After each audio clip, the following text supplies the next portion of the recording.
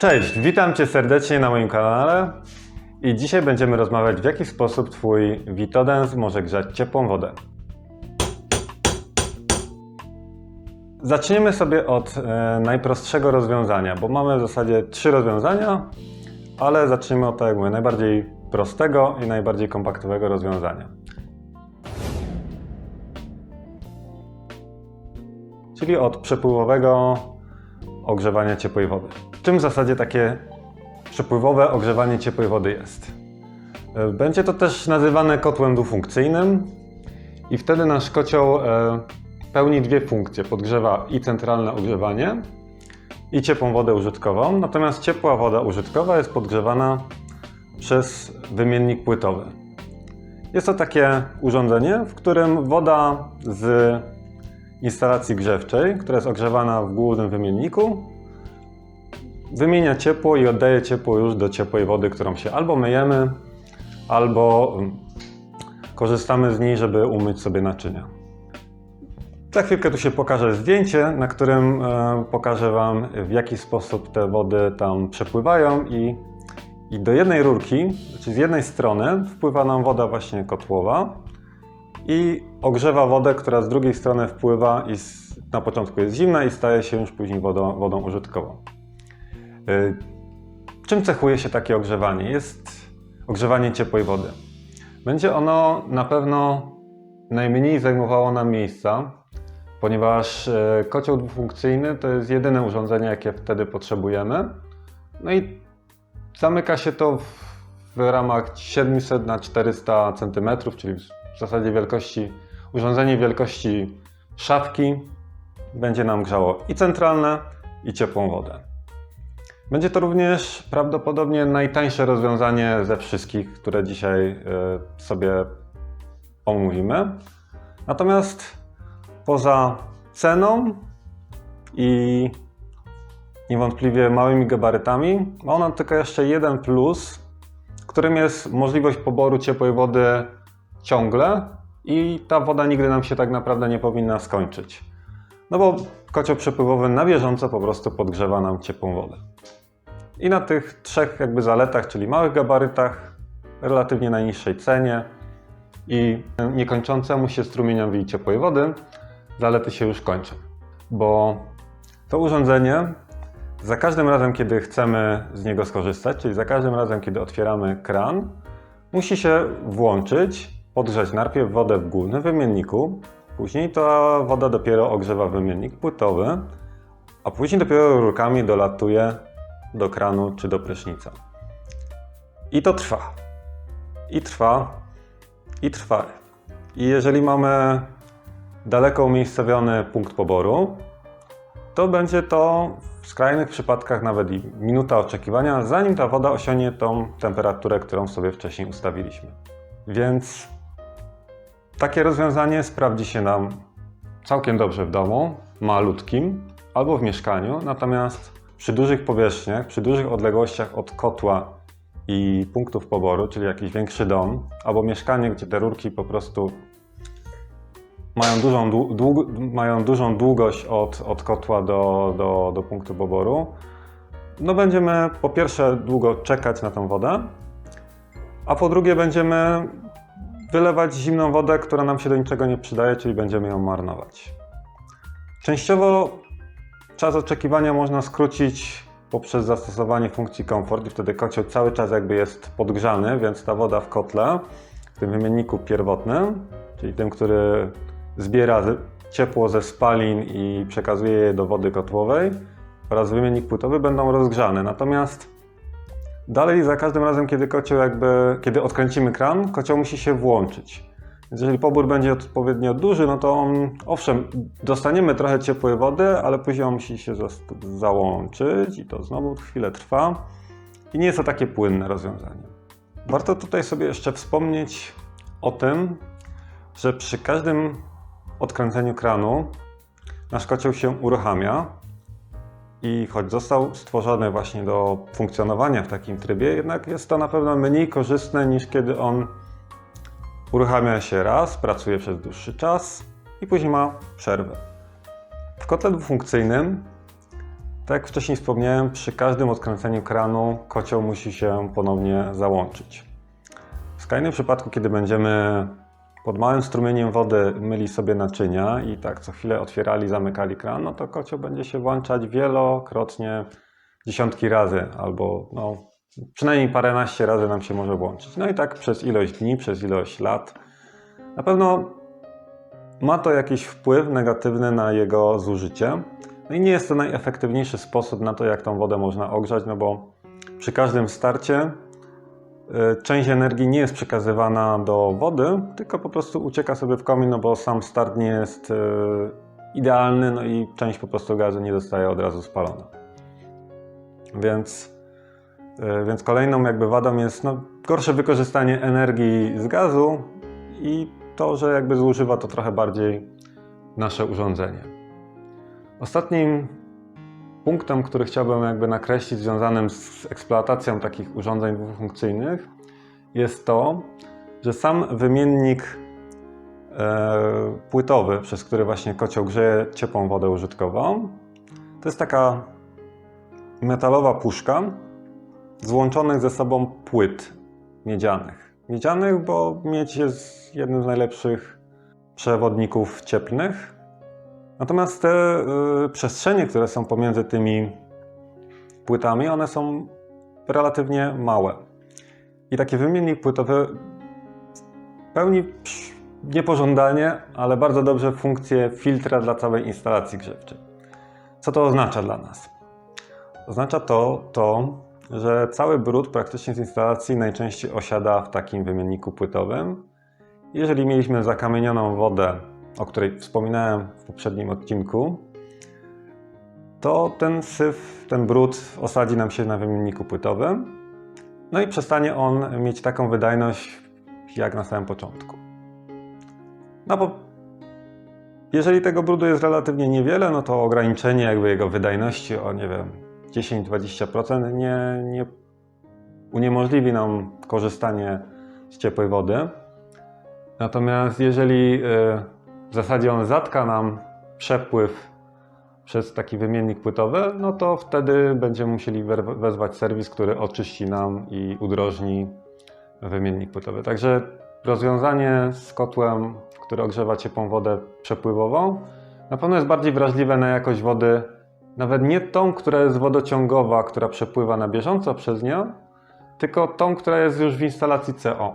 Bo jak praktyka pokazuje, przynajmniej moja, najczęściej zabrudzona jest strona pierwotna, czyli ta, która jest właśnie po stronie wody kotłowej, wody grzewczej, ta, która znajduje się w grzejnikach, czy też w instalacji podłogowej.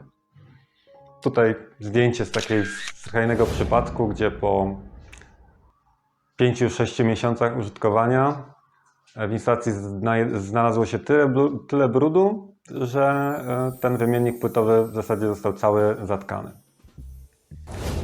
Także teraz omówiliśmy sobie najprostsze z rozwiązań, czyli ogrzewanie przepływowe. Przejdziemy do drugiego rozwiązania, ogrzewanie przez zbiornik, czy ogrzewanie pojemnościowe zbiornika, bo tutaj mogą być dwie opcje, ale do trzeciej, tej najbardziej jakby w sumie zaawansowanej, opowiemy sobie o niej na koniec.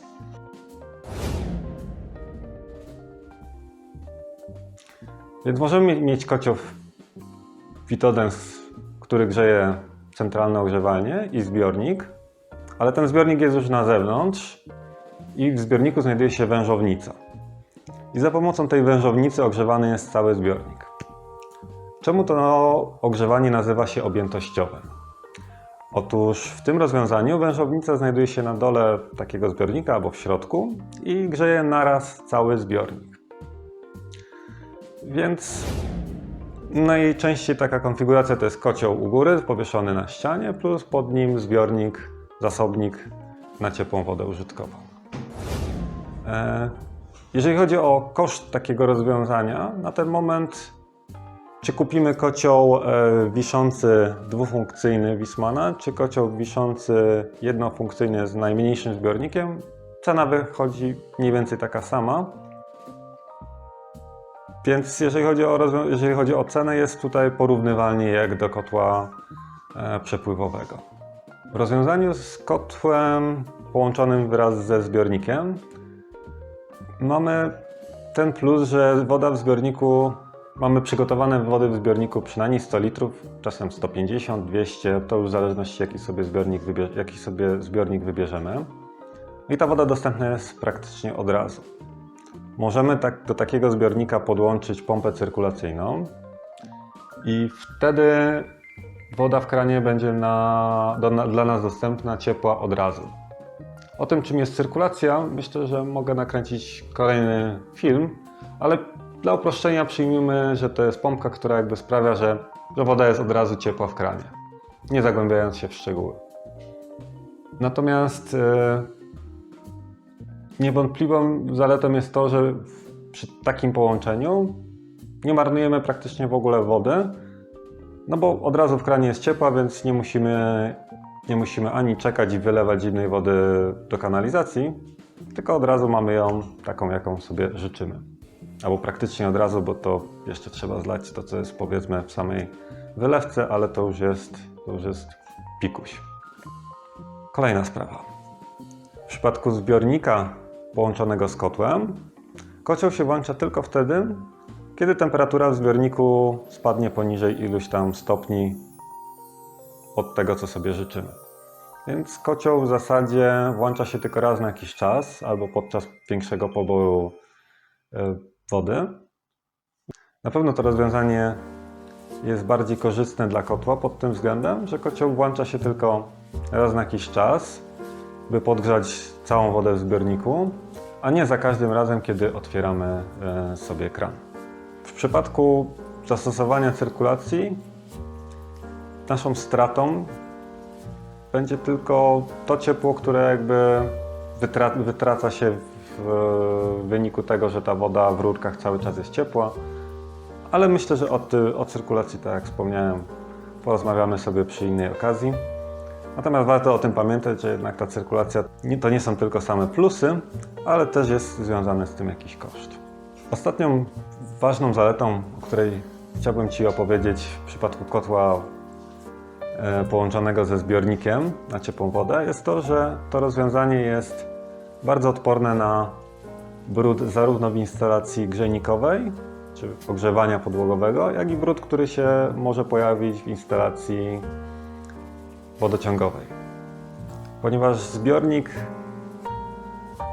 ma w środku wężownicę, tam nie ma małych przekrojów, tak jak w przypadku wymiennika płytowego, więc nie ma co się zatkać. I jedyne, co się dzieje z czasem, to oblepianie brudu wokoło wężownicy, który owszem zmniejsza wydajność pracy takiego zespołu, natomiast nie uniemożliwia go i po prostu jedyną objawem takiej sytuacji jest to, że woda zamiast na przykład grzać się nam 15 minut w takim zbiorniku, będzie się grzała 20, 30, ale nie jest to całkowity brak dostępu do ciepłej wody, jak to jest w przypadku wymienników płytowych i ich zabrudzenia czy zakamienienia. To są plusy tego rozwiązania, ale oczywiście są też minusy. I po pierwsze, takie rozwiązanie na pewno będzie potrzebowało więcej miejsca, które przeznaczysz na nie, no bo mamy kocioł plus zbiornik pod spodem. Nawet 100-litrowy zbiornik musi siłą rzeczy zajmować więcej miejsca niż po prostu sam kocioł, więc to rozwiązanie sprawdzi się na pewno lepiej w domkach, gdzie tej przestrzeni do zadysponowania jest po prostu więcej, ewentualnie w większych mieszkaniach. Natomiast w małym mieszkanku po prostu zabierzemy sobie kolejne miejsce, które mogłoby być zajęte przez pralkę czy coś innego. Tak jak wspomniałem wcześniej odnośnie plusów związanych z tym, że można podłączyć cyrkulację, która sprawia, że woda w kranie jest od razu ciepła, też wspominałem, że po prostu jest to dodatkowy koszt, który jest w sumie minusem tego rozwiązania, ale to w zależności, czy montujemy tą cyrkulację, czy nie. Co jeszcze? W przypadku zbiorników ze stali emaliowanej, czyli w większości tych, które się montuje, tych tańszych, bo możemy też mieć zbiornik ze stali nierdzewnej i wtedy taki zbiornik jest odporny na korozję. montowana jest w środku anoda magnezowa. Jest to pręt ze stopu magnezu, który w skrócie zabezpiecza nasz zbiornik przed korozją. Ja zawsze tłumaczę swoim klientom, że zamiast korodować zbiornik, po prostu koroduje ta anoda. W rzeczywistości jest to trochę inny proces, ale tak myślę, możemy sobie to wytłumaczyć. No i z czasem ta elektroda, ta anoda zużywa się, no i trzeba ją wymienić na nową. Z czasem też wężownica będzie ubrudzona mułem czy kamieniem, no i to też okresowo trzeba czyścić. Natomiast jest tutaj podobnie jak w przypadku wymienników płytowych, czyli ta okresowość konserwacji dalej występuje. Natomiast na pewno przedział czasu, jaki występuje od czyszczenia do czyszczenia jednego czy drugiego, w przypadku kotłów przepływowych, a kotłów ze zbiornikiem, będzie tutaj na korzyść kotłów ze zbiornikiem, no bo te rozwiązania naprawdę trudno zabrudzić tak, żeby to trzeba było robić regularnie. W przypadku kotłów z ogrzewaniem przepływowym, jeżeli woda jest naprawdę bardzo brudna, kocioł jest zakamieniony, to może być tak, że co roku przy każdym przeglądzie trzeba ten wymiennik odkamieniać, żeby to dalej działało, albo po prostu pozbyć się kamienia z całej instalacji. Okresowo trzeba sobie taki zasobnik przekonserwować. Pozostaje nam ostatnia z wad tego rozwiązania, a mianowicie, kiedy zużyjemy całą wodę w takim zbiorniku, musimy poczekać, aż on się cały nagrzeje. O ile w przypadku kotła z podgrzewem przepływowym, tutaj grzejemy cały zbiornik naraz, czyli te całe 100 litrów, 150, 200 czy też 300, czy jakakolwiek inna liczba, czy inna objętość, musi zostać podgrzana naraz. Więc w momencie, kiedy ktoś wziął prysznic, czy napełnił wannę i cała woda została zużyta, trzeba poczekać, aż cały zbiornik znowu się nagrzeje do dla nas odpowiedniej temperatury. I o tym warto pamiętać, bo branie prysznica jednej osoby po drugiej może być w przypadku kotła ze zbiornikiem takim objętościowym problematyczne, bo trzeba będzie czekać te 15-20 minut, żeby się cały zbiornik zagrzał. Może być też problematyczna sytuacja, kiedy chcemy napełnić wannę o większej pojemności niż mamy dobrany zbiornik. I to dużo większej, bo powiedzmy drobną różnicę można zniwelować podwyższając temperaturę na zbiorniku, ale jeżeli chcemy napełnić 200-300 litrową wannę ze zbiornika, który ma 150 litrów, to niestety wylejemy te 150, będziemy czekać 15 minut, aż się nam zagrzeje znowu zbiornik i znowu dopiero możemy lać. Ale woda w wannie już nam może wystygnąć na tyle, że ta kąpiel nie będzie taka, jaką byśmy chcieli. Więc w przypadku tego rozwiązania warto o tym pamiętać i warto dobierać je tak, żebyśmy byli w stanie sobie zapewnić wydatek wody, czyli ilość wody taką, jaką potrzebujemy do korzystania z deszczownicy, czy też ze na przykład wanny, czy jacuzzi.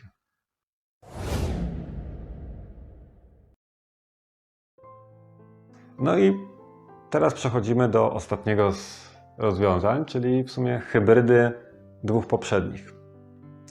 Mamy tutaj rozwiązanie kotła ze zbiornikiem ładowanym warstwowo.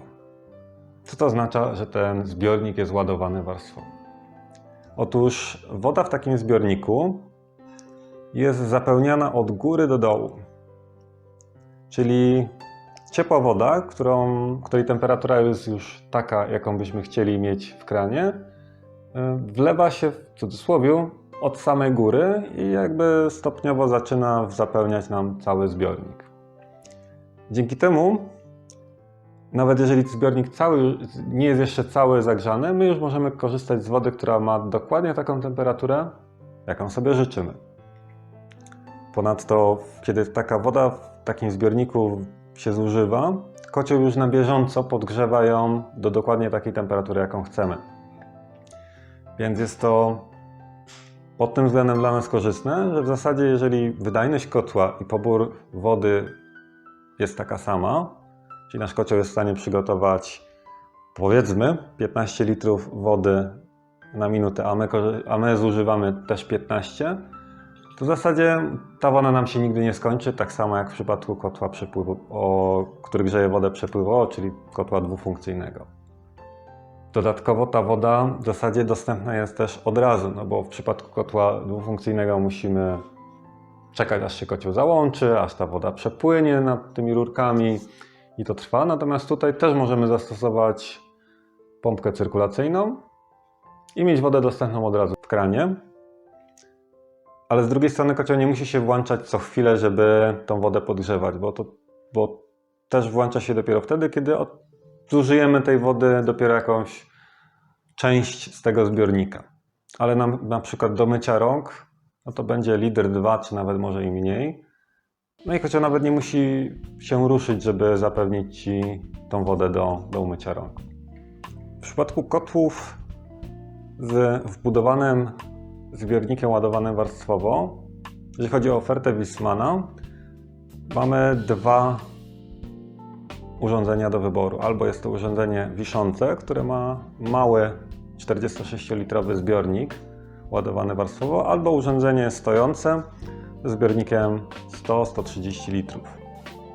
I w przypadku tego kotła akurat wiszącego jest to o tyle ciekawe rozwiązanie, że jest ono na pewno mniejsze niż klasyczny kocioł plus zbiornik ładowany objętościowo. Oczywiście jest ono większe niż zwykły kocioł przepływowy, natomiast dalej takie urządzenie można łatwiej wpasować w mieszkaniu czy też w domu niż kocioł plus zbiornik osobno. Zgodnie z zaleceniami producenta nie powinno się niby do tych małych zbiorników podłączać cyrkulacji. To jest to na tyle mały zbiornik, że można zaburzyć jakby rozłożenie tych warstw ciepła w zbiorniku. Natomiast w praktyce, jeżeli zastosujemy małą pompkę cyrkulacyjną z regulacją przepływu, to będzie to działać. Przynajmniej instalacje, które spotkałem w takiej konfiguracji działały, to nie było problematyczne. Natomiast wymaga to na pewno większej uwagi, niż gdy jest to duży zbiornik i czy nasza pompka goni sobie na maksa, czy też nie, no nie ma to znaczenia, bo 120-litrowy zbiornik, żeby w nim zaburzyć te warstwy, to jest niemożliwe przez taką pompkę. Natomiast już w 40-litrowym zbiorniku jak najbardziej. Więc z głową cyrkulacja do takich małych zbiorników ok, przynajmniej w moim odczuciu. Natomiast do dużych zbiorników, czyli do tych kotłów stojących, jak najbardziej oficjalnie i w praktyce też można sobie podłączyć. Ostatnia z zalet takiego rozwiązania jest w przypadku kotła wiszącego jest wykorzystanie zbiornika ze stali nierdzewnej. Co nam to daje jako użytkownikowi? To, że nie musimy o nim w zasadzie pamiętać. Zbiornik ze stali nierdzewnej jest w zasadzie nieśmiertelny i prawdopodobnie przeżyje całe urządzenie.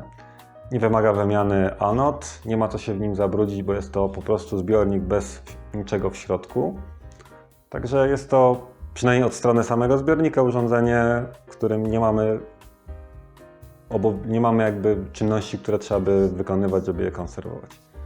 Zostaje oczywiście wymiennik płytowy, ale o nim za chwilę. Także tyle zalet. Wydawałoby się, że jest to rozwiązanie lepsze od pierwszego i drugiego. Jest lepsze na pewno, jeżeli chodzi o ilość zalet, ale łączy też wszystkie wady wspomnianych wcześniej, a przynajmniej część wad. Czyli po pierwsze, ponieważ mamy wymiennik płytowy, to również jest to urządzenie wrażliwe na zabrudzenie wymiennika płytowego, czyli na jakość wody, jaką mamy w grzejnikach czy też instalacji podłogowej. Będzie to urządzenie też w sumie najdroższe z tych wszystkich, bo kompaktowe rozwiązania łączące wiele jakby funkcji są zazwyczaj droższe i tutaj też to wynika z ilości komponentów, które się znajdują w kotle, bo mamy i zbiornik, i dodatkową pompę, i wymiennik płytowy. Więc jest to urządzenie droższe i bardziej skomplikowane, co też potencjalnie w przyszłości może nam generować dodatkowe koszta. Po drugie, mimo wszystko będzie to rozwiązanie, które zajmuje więcej miejsca niż kocioł przepływowy, jeżeli byśmy go do niego porównywali, jeżeli chodzi o miejsce potrzebne na montaż. Także jeżeli mamy miejsce, mamy pieniądze i znamy konsekwencje montowania kotła z ładowaniem zbiornika warstwowo, to ok, ale no, wymaga to i więcej pieniędzy, i więcej miejsca. Także wadami tego urządzenia to jest na pewno wyższa cena, potrzeba na pewno więcej przestrzeni na to urządzenie, jest wrażliwe na zanieczyszczenia z instalacji i jest po prostu bardziej też skomplikowane, najbardziej skomplikowane z tych trzech wszystkich, tak po prostu, bo ono zawiera najwięcej komponentów. No, czy wspominałem, że jest najdroższe? Najdroższe, tu jest różnica przynajmniej w przypadku Wiessmana pomiędzy kotłem przepływowym a kotłem z wbudowanym zbiornikiem wiszącym, to jest 1600 zł, także ten kosztuje 8000, przynajmniej na moment kręcenia tego filmu, ten 9600. Czy to jest dużo, czy mało, trudno powiedzieć, zawsze to należy odnieść do swojego jakby budżetu, natomiast tak mniej więcej to, tym ona się mniej więcej różni cenowo. Myślę, że na dzisiaj to będzie wszystko. Przebrnęliśmy przez 3 rozwiązania, jakie możemy stosować do grzania Twojej ciepłej wody użytkowej. Jakie są wady i zalety tych rozwiązań? Które z nich wybrać? Postaram się dla Ciebie nakręcić kolejny odcinek, w którym na konkretnych przykładach pokażę, jak podejść do tego tematu doboru odpowiedniego rozwiązania dla mnie, w sensie dla Ciebie jako użytkownika, bo dzisiaj były tylko w zasadzie jakby suche fakty, plus jak to działa, jakie są wady, zalety. Natomiast co z tego jakby, jak to wziąć wszystko w cudzysłowie do kupy i co z tego wyciągnąć dla siebie, żeby wziąć dla siebie najlepsze rozwiązanie, to postaram się przedstawić Ci w następnym odcinku. Natomiast dzisiaj serdecznie Ci dziękuję za Twoją uwagę. Wszystkiego dobrego. Jeśli materiał Ci się spodobał, to możesz kliknąć przycisk lubię to, chyba tutaj. No i subskrybuj. I do zobaczenia w kolejnym odcinku.